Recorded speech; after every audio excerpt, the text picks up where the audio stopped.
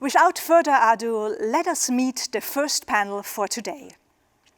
Our built surroundings play a critical role, not only for our own health and well-being, but also for the climate and future of our planet. How can we turn buildings and infrastructure fully circular? What does it mean to specify for a sustainable built environment? And how can we finance the circular transition of the real estate industry? To discuss these questions, I'm joined today by Christine Lemaitre, CEO of the German Sustainable Building Council, Coert Zachariasse, CEO of Delta Development Group, and Joe Guy, Environment and Sustainability Manager at the England Environment Agency. Welcome to all of you. Hello. Hello, great to be here. Nice to be here. Great to see you all. Let us start with setting the context for the discussion today and give some background on your organizations. Joe, what is the mission of the Environment Agency of England, and what is the E-Mission 2030 ambition about? Okay, thank you, Christina. The Environment Agency, in 3 words, is to protect people and wildlife, but let's open that up a little bit more. The Environment Agency really has 2 main functions. The first is the regulator of whatever we take out of and put into the phases of land, air and water. So essentially that means it might be abstracting water for drinking water and then putting back in from a wastewater treatment plant, but also looks at industrial processes and regulating those, and together with agriculture and other sectors. But the second function, and the one which is probably more relevant to the discussion today, is that we are the flood risk manager for England. We operate a large number of assets to ensure that flood protection is delivered to industry, to people, to communities. And we're moving that approach of construction, operation and maintenance. We're moving from that paradigm to a new paradigm, which is an asset management approach, where we're looking to deliver best value to multiple beneficiaries as a result of the use of our assets. And you asked the second question about E-Mission 2030. E-Mission 2030 is the Environment Agency's ambition to deliver sustainably up to, as it kind of says in the title, 2030. We originally started off with E-Mission 2020 and we got to the end of that a couple of years ago. And that was really focused on our estate and the impacts of our estate. Looking at E-Mission 2030, we've set out 4 key ambitions. The first is to respond to the climate emergency. And so in that, we are talking about the journey to net zero by 2030 and adding resiliency to all of our activities. The second ambition is optimizing our use of resources, and within that, the requirements around the circular economy. And then thirdly, delivering environmental net gain from all our activities. And finally, delivering benefits to people and communities in all that we do. Christina, what is DTMB doing? Which activities are you pursuing to drive a large-scale transformation of the building sector?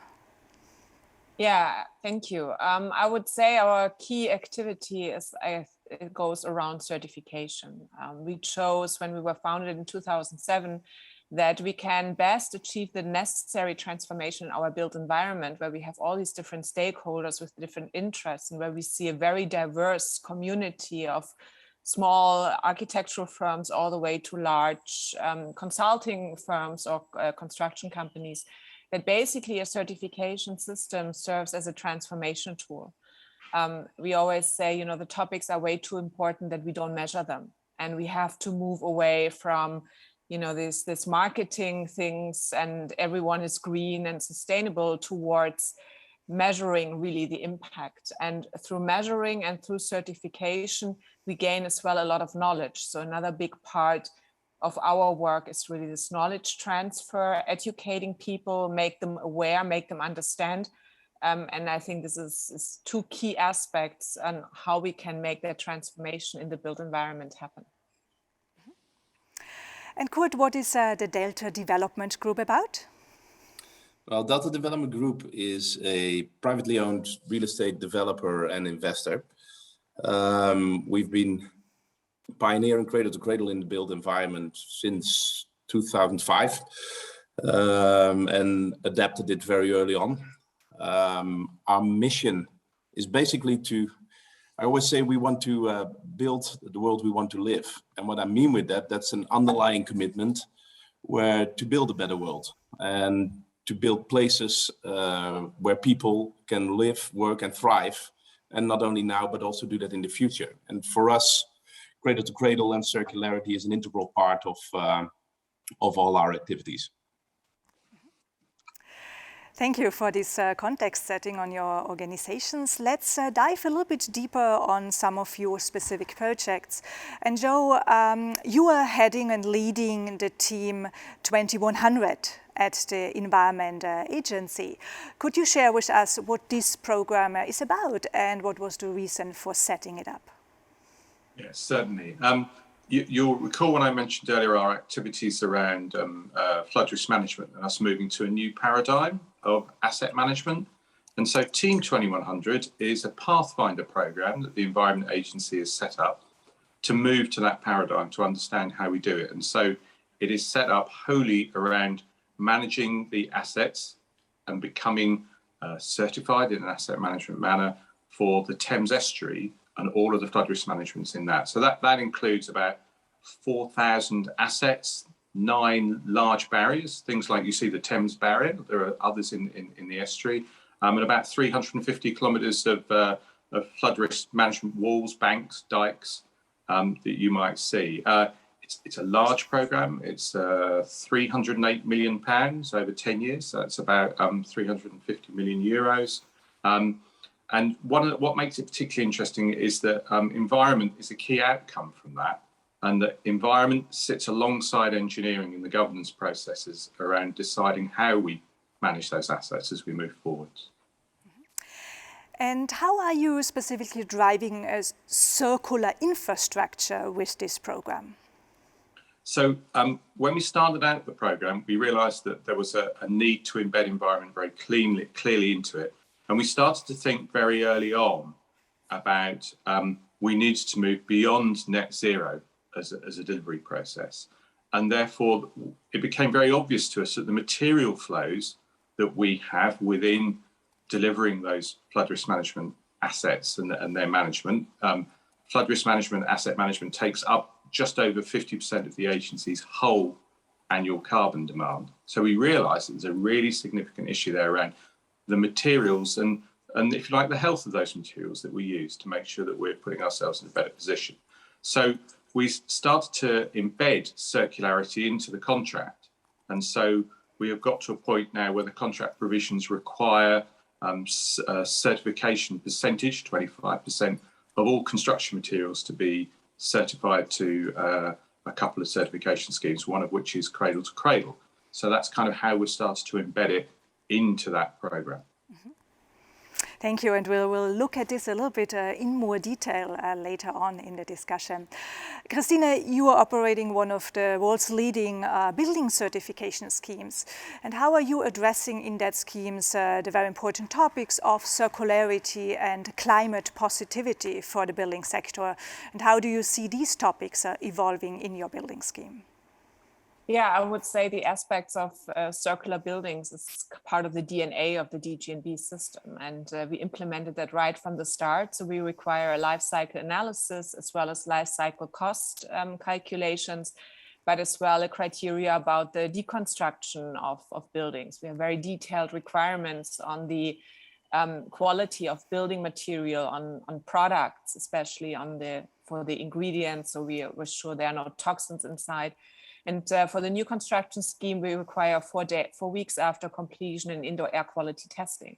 And that is actually one of the key criteria. So if these measurements are not met, the benchmarks, the building is not certifiable. And I think this gives from a lot of different aspects. And I think when we talk about circularity, especially in the built environment, we have to see that it's a very multidimensional challenge we're facing. We have on one side the resource impact, we have the health impact, but we as well have the environmental impact through emissions. And in our certification, we really try to bring all these sometimes conflicting goals together and make sure that at least during the design process and the decision-making process, there's transparency and there's a holistic understanding of what we're building, because just one good product is not going to make a whole building sustainable. So this is a key part of our work. And we launched 3 years ago for existing building an award for climate positive buildings relating to our ongoing climate crisis, where we said this is the good news, especially for the building sector. We can already build good buildings today. We can build buildings how we need to have them by 2045, the latest, which are actually net zero or even climate positive. So they produce more energy than they consume. And I think this kind of mind shift to show that as well in the industry, it's not about always discussing problems, but really showing their solutions and their positive examples. This is really something we need to emphasize more, and this is what we're working on in all different schemes we're offering. Mm-hmm. Which role do product standards like Cradle to Cradle certified play for building schemes, and also in particular for your broader membership? Well, I would say the selection of materials is right now the key challenge for many architects, investors. You know, this, like what I just described, this conflicting goals. You know, we want to have CO2 reduced materials. We want to have healthy materials. We want to have materials which eventually can be recycled or even reused in another building. So building or product certifications actually play a key role, and they have a big responsibility because it makes it easier for the market to adjust and to handle all these challenges, because design processes are always done under time and money pressure. So the architects, investors, they have to have tools where they can rely on. So I think it's a key aspect at the moment we see is this whole question around materials, educating the market. And I think certification schemes, especially the Cradle to Cradle standard, have a big responsibility in fulfilling this promise on quality, because this is what we need to offer to the market. So I think it's right now a very interesting time, very dynamic time, and we need to streamline our activities on the material level, but as well on the building level together. Coert, you mentioned you have been operating under the Cradle to Cradle circular economy principle since basically 2005 when Delta Development Group was set up. What are some of the key learnings from your long-term circularity implementation journey? Well, one of the biggest challenges we faced, particularly in the beginning when we wanted to start implementing Cradle to Cradle within our buildings, was the lack of materials available. And one of the key learnings is you normally, as a developer, you go in, you specify your building, you tender it out and go to the market and say, basically, this is what I want, give us the lowest price. And we noticed, particularly with the general contractors, that that didn't quite work in that way, that you had to go deeper into the supply chain of the construction industry to go into to the material suppliers and to engage in discussions with them.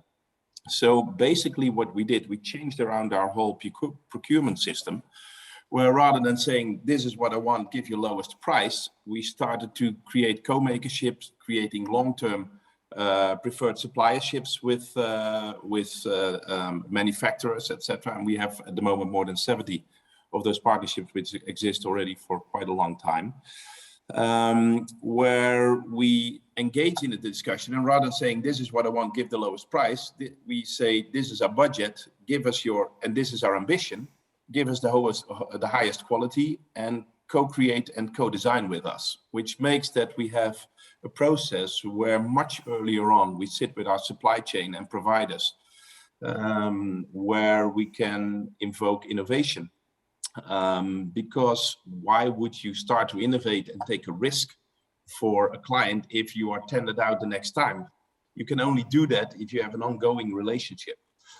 And I think that is key, that partnership, that learning team, that co-creation is really key to building a set of materials, building techniques, building principles for design for this assembly, which we've used to allow us to build those buildings at controllable cost as well.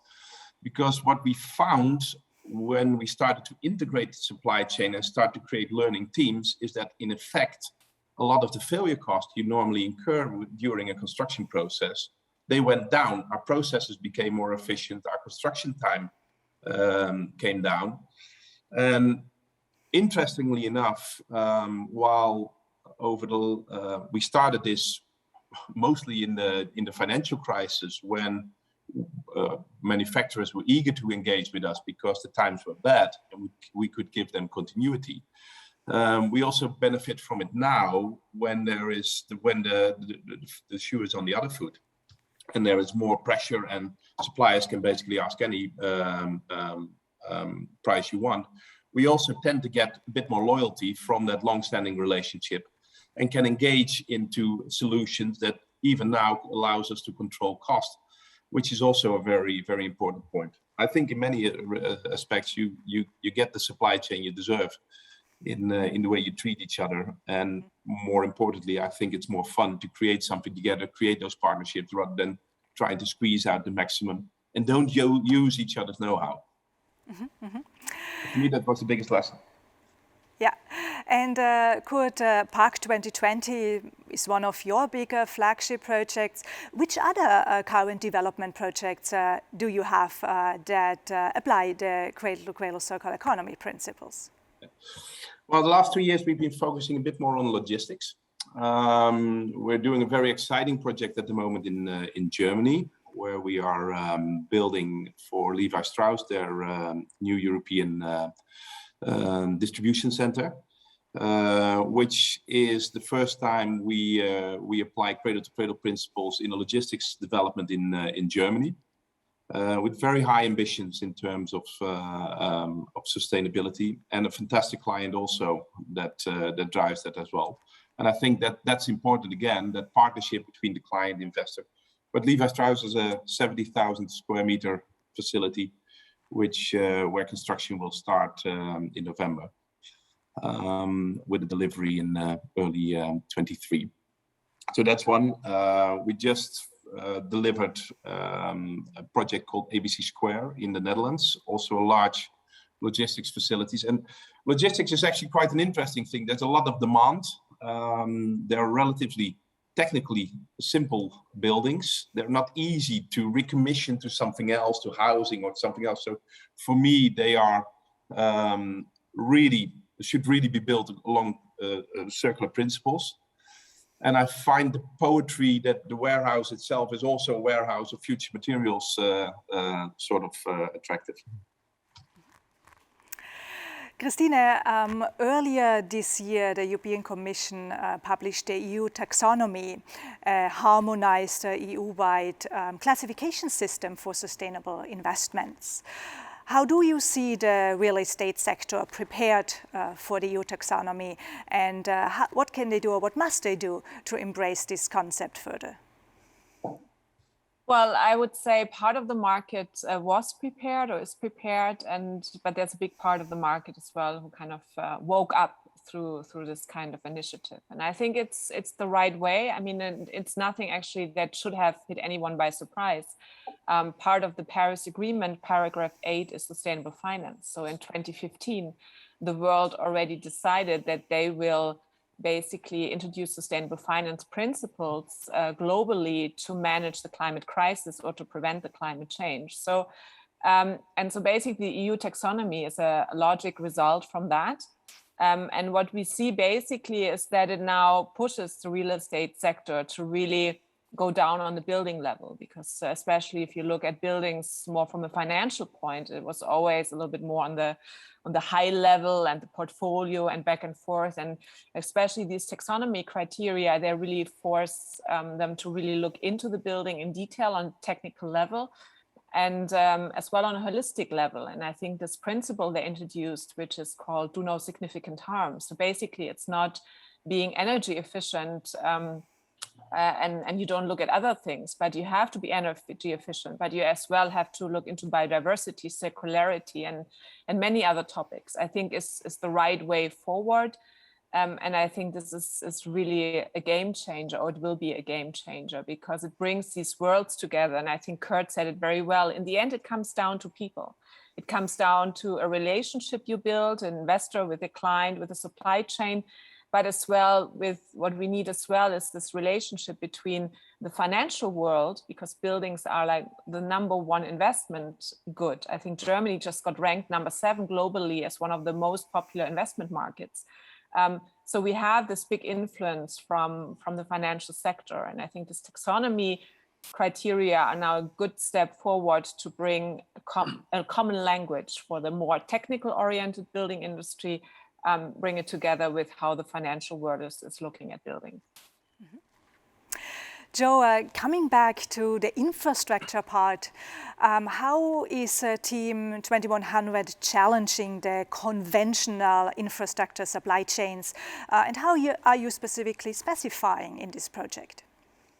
I think one of the first things, quite interesting, you said the word challenging. I think that's probably the key thing we have to do, because I think within a UK context, what we're doing is quite unique at scale and in the sector we're doing it, because we're attempting to take probably a sector that's more used to dealing with traditional built environment, and we're trying to apply it to risk management assets or flood risk management assets. So it's challenging in the fact that we're having to do this, or we're saying we want to do it. But also I think really important is that we're open with the supply chain about why we're doing it, so that they can understand it, because they need to realise we're very often at the start of the supply chain, or at the very top of the process, and the supply chain is right at the bottom.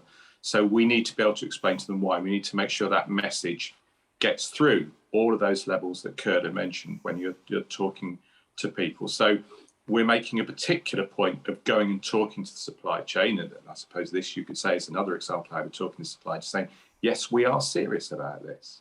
I think also we then need to be asking a number of our normal suppliers to think about certification, because we think probably a lot of their materials aren't so far from certification. So it's sort of saying to them, you need to develop your thinking, your approach to this, because if we're asking, you can be sure that someone's going to be asking quite soon after us. But I think the other thing that we need to do is, I think we need to send as a large organisation, the Environment Agency's budget is about 1.2 billion euros a year. We need to be sending clear messages, not just ourselves, but with our international partners.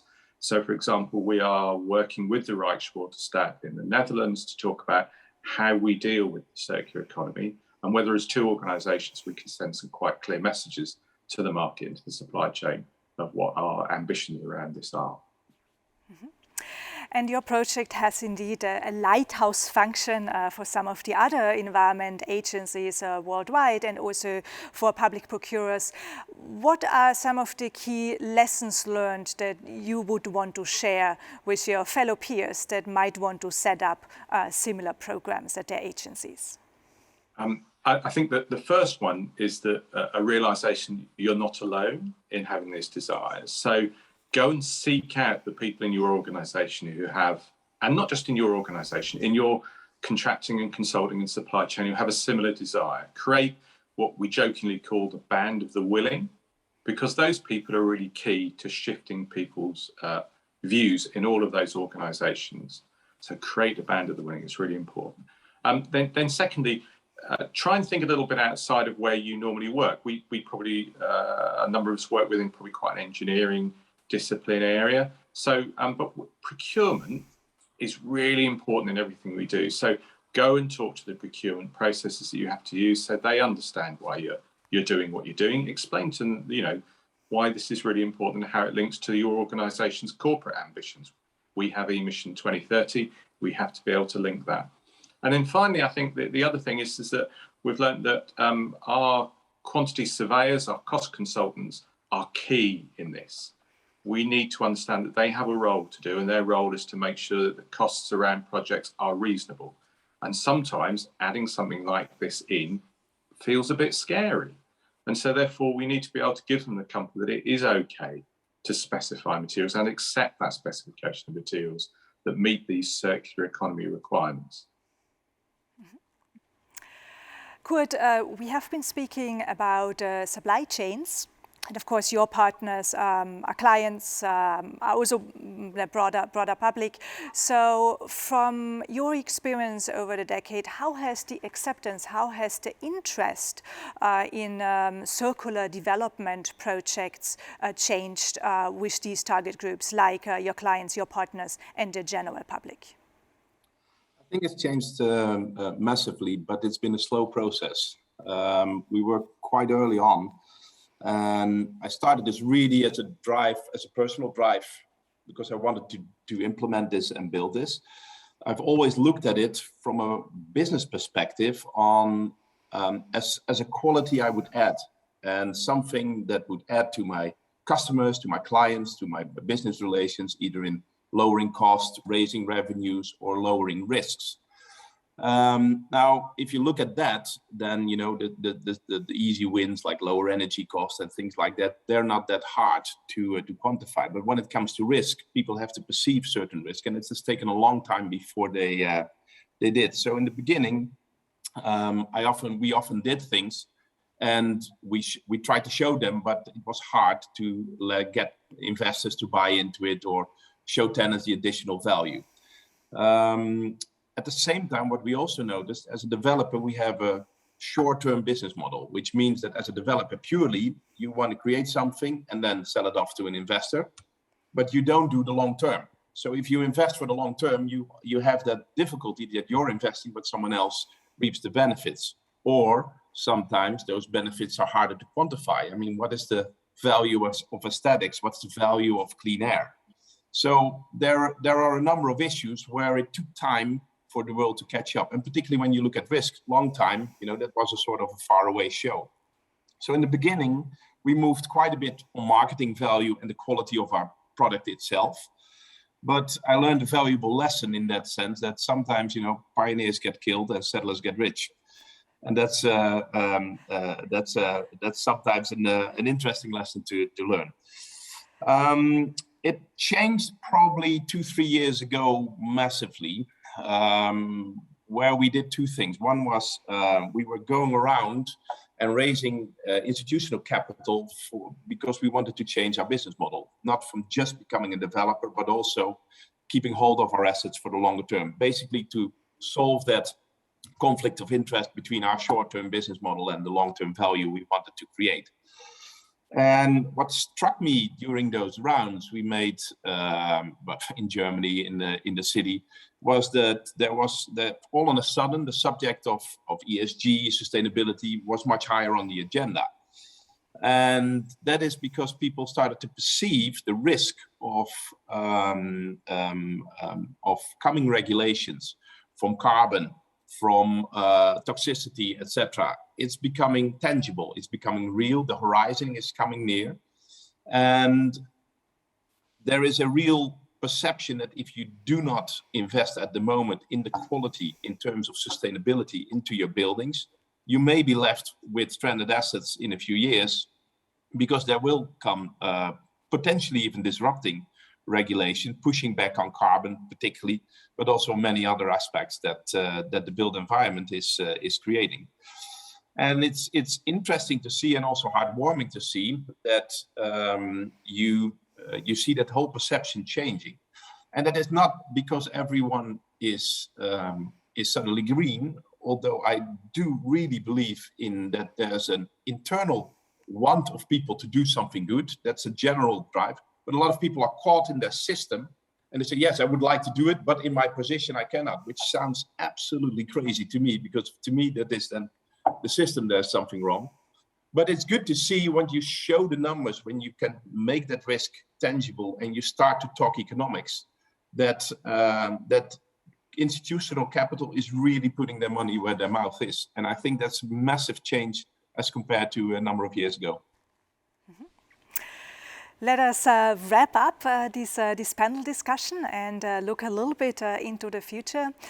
Christine, which main levers do you see for making climate positive buildings and circular building materials the norm in this decade?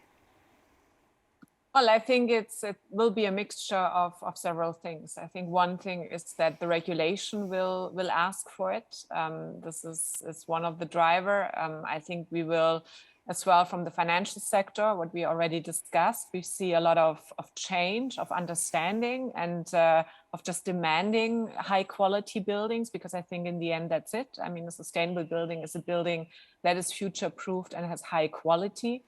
And I think the other big part is knowledge. And this, to me, I think Joe just said, it's like you're not alone. I think this is a key part, and maybe to build on that, you're not alone, and most likely you're not the first one. And I think this is a key understanding we have to bring in the market.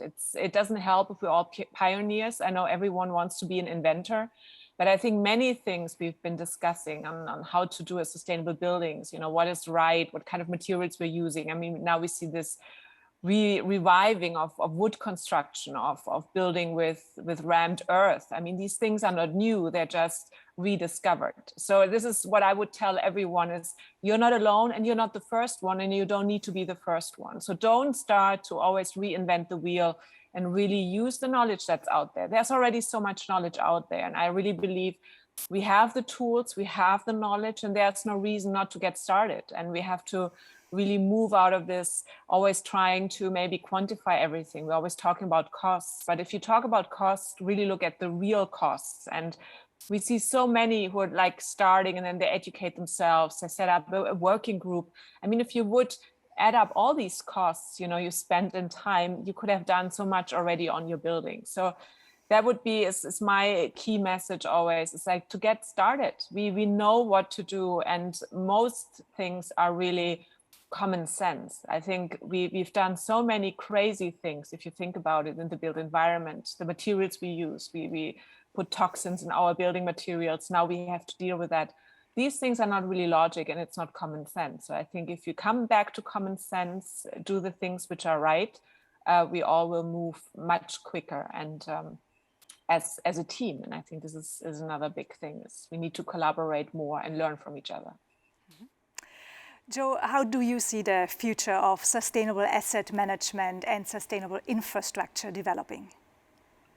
I think one of the key things that we're starting to see is that we need to think about how much material we use is the first thing. So when we're using asset management planning, I'd rather, as I think Christine had said before, I would rather that we didn't build something and that we maintain what we had. So I think one of the key things is that we decide to actually move to a process where we think more clearly about managing our assets to reduce our demand for material in the first place. That's got to be the most sensible, first stop. Then from that, then I think what we need to do is when we start to develop our asset management strategies as to how we're going to approach large groups of assets over large areas, that we embed sustainability very quickly as one of the key drivers that shapes our asset management decisions. And that way, if we make an intervention on an asset, we can actually say, okay, well, let's do that in the most sustainable manner. Let's just not think least cost, because we're going to be coming back to these assets in the future. We know that they're long-lived. And then I think finally is that we need to kind of think about how we set the priorities when we're making those decisions to make sure that circularity in the materials that we use is one of the key decision points. So we've kind of got like 3 levels, if you like. We've got a very high level approach, which is say, try to use less. The second approach is to say, let's think about when we're going to intervene so that our interventions are the most, if you like, the most sustainable across a whole number of parts of the sustainability agenda. And then thirdly, let's think really carefully when we do something, what it is that we're actually going to use to obtain that level of service and that asset we desire. Thank you, Joe. And over to you, Coert, for the last reflections. What's your vision in terms of circularity for the real estate and finance sector, and how can we finally get it more into the mainstream? Well, interestingly enough, when you look at our sector, it always strikes me that before the Industrial Revolution, there was a slower pace. We built cities in a more layered way and in a more consistent way. And somehow the buildings before that period, we tend to, we call them listed buildings and monuments, and we want to keep them. And somewhere, and most of the stuff we built in the 60s, 70s and 80s, we're already looking to redevelop. So for me, there is a vision that we would keep our buildings much longer than we do now. And the key for that is aesthetics and design and quality, but also using circularity to create more adaptability and agility. When you build your buildings for disassembly, and you design them for disassembly, and you optimize the residual value of materials and components that come out of it, what you're actually doing from an economic point of view, you're lowering the barrier for change. And I think particularly on the interior side, to easily adapt and change buildings so they can adapt and grow along with changing demands over time is one of the key aspects to keep our buildings longer. But aesthetics and beauty for me is another aspect that we sort of seem to have forgotten. Everything is done from a cost perspective. And I think showing those improved economics and showing the longer term things, and I think Christine hit a very important point. I think we need more integrated accounting where we not only look at cost, but look also at the societal cost and have a broader discussion on our concept of value. Because I'm convinced at the moment, because of our limited concept of value at this point, we put the breadcrumbs for our capitalistic systems in the wrong way, and as a world we're moving the wrong way. So moving it to a broader thing is something that maybe as a trained accountant from origin, I feel my original profession should do a better job at. But for me, it's that agility, that beauty, adaptability of buildings, and also have an honest discussion on carbon, also looking at the embedded carbon truly. And I think circularity can play an important role in lowering that footprint. Looking at internal energy loads, also of user loads, and not just the base building, etc. Just be honest on what you're doing and show the full scope of the impact we're creating. And I think there's a lot of work to do, but we do have the tools and we can build it already today, those buildings. And actually, as a professional, I can't think why it wouldn't also be more fun to create something of quality and lasting quality, because for me, that is literally building the world for our children. So for me, that would be the vision that I hope we will pursue. At least I will pursue it. Mm-hmm. Well, thank you, Coert. And for me, it was also great fun to have the conversation with all of you today. So thank you so much, Joe and Christine and Coert, for being with us and for this very insightful discussion and conversation. Thank you. Thank you. Thank you.